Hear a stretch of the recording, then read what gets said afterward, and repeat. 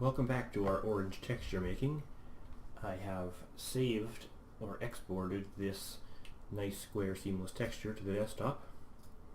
That's a PNG file. We can take a look at it here. Looks really nice. Now to make the vertical cross, we're going to be tiling it, and I'm choosing to use Inkscape, which is one of my favorite pieces of software.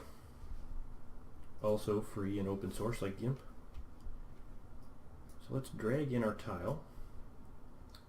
Always say link. If you say embed, that actually saves the image as part of the Inkscape file, and it adds some JPEG compression, and it actually loses quality. So I always say link, but if something happens to this file, it won't be able to load it in the Inkscape file. So just take note of that.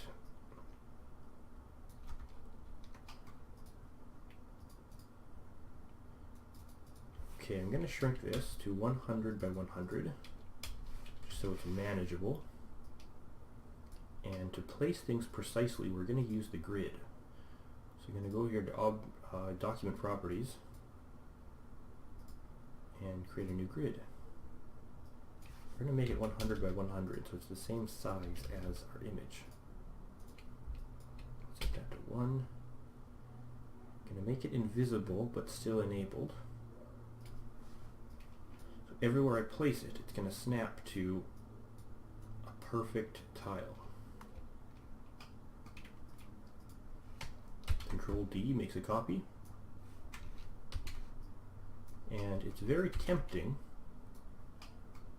because it's a seamless texture, just to do that and claim you're done.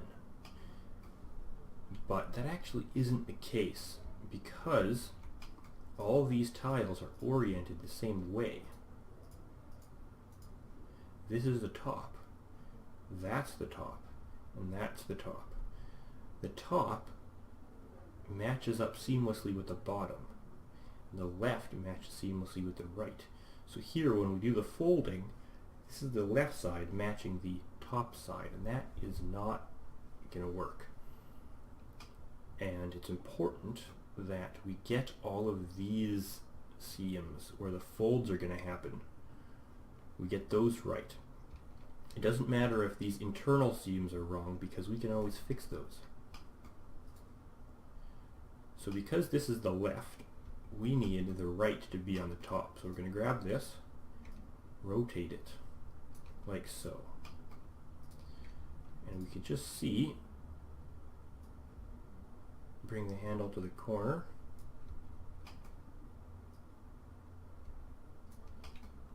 We can see that yes, indeed, that matches up perfectly.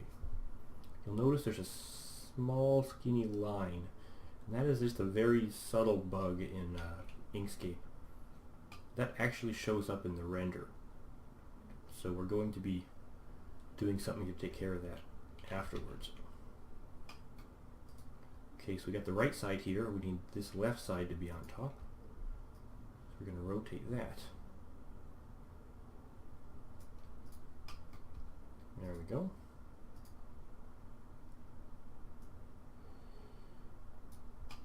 I always check just to make sure. We'd be ashamed to get all this way and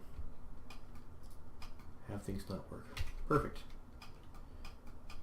So now that this is the left side, that's the right side, which makes this bottom the new left, or the left the new bottom, I guess you should say, which means this needs to be right.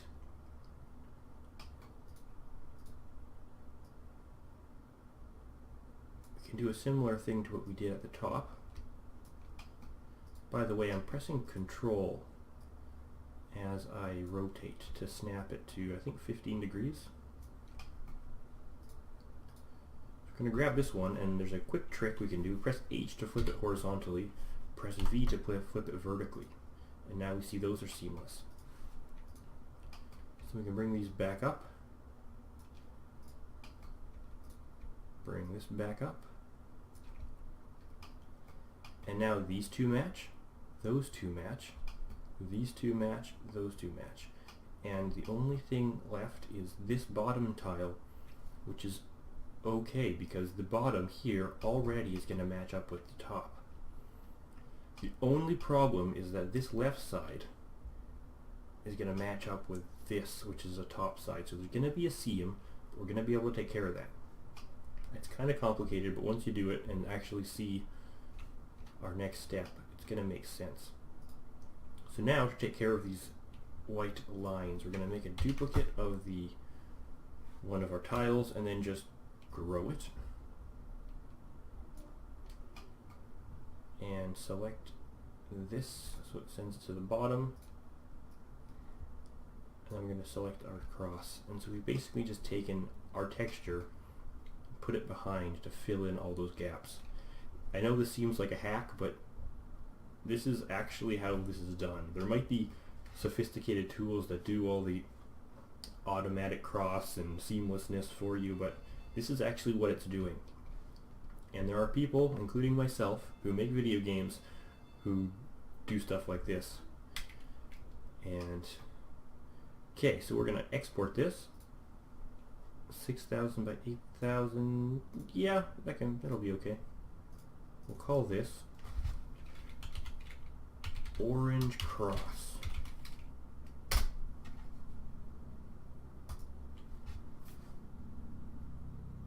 That might take a while. Inkscape has a funny bug where it only updates the progress bar when the mouse is moving. So if you stop moving the mouse, it stops updating. Then kind of weird, but no big deal. Okay, let's take a look at our new cross.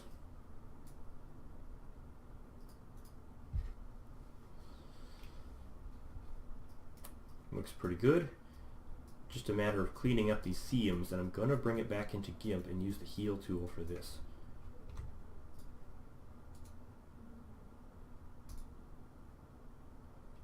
And I'm guessing you don't want to watch me do that, so I'm probably going to cut this part of the video out.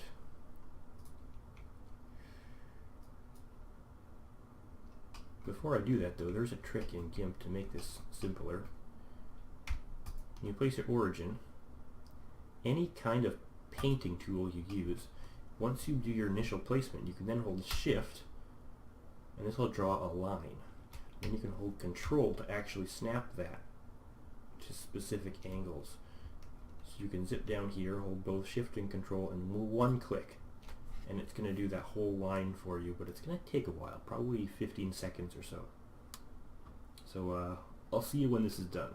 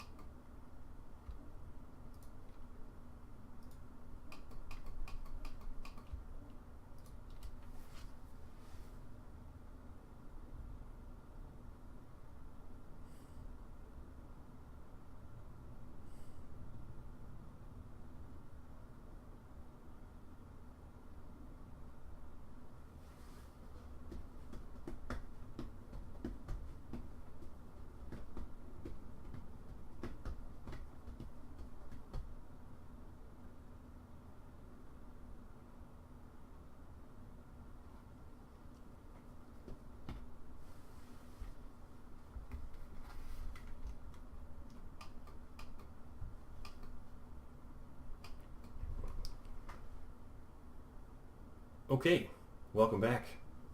I finished healing all these seams. Took a little while, but it looks quite good. So we're going to save this. We're going to export it as a TIF. For some reason, the default bitmap format does not work with the next piece of software we're going to use. So we're going to go with TIF because it can be uncompressed and saves really quick. Hit no compression, export. There we go, and there is our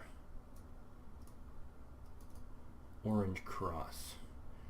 That is with seams, without.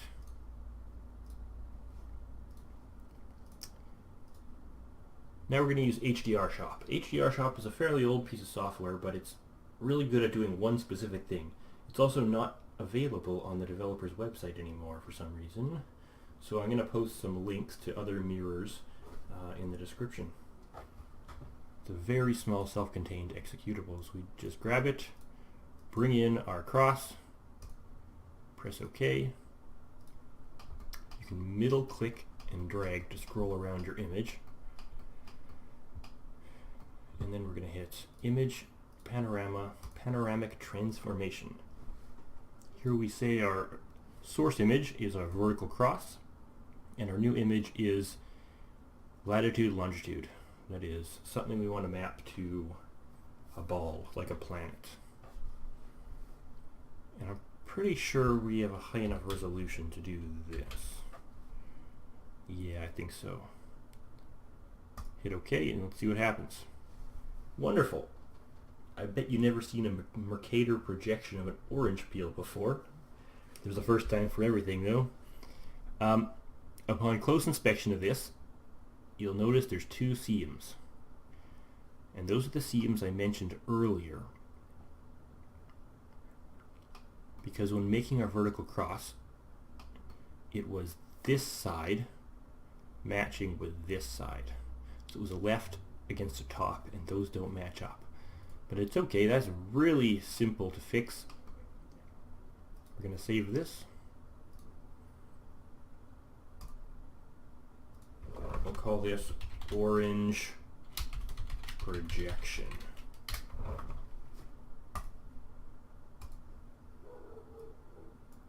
And once again, oh, you can't open in Gimp like that. Okay.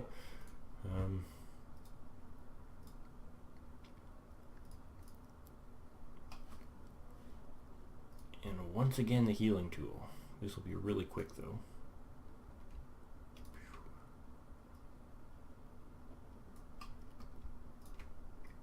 Because we're dealing with a lower resolution now, we can pick a smaller brush, and it's actually a more reasonable speed.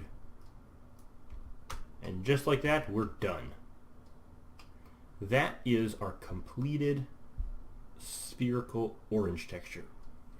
I'm going to end the video here, and in the next one we're going to actually apply it to a sphere in Unity. See you then.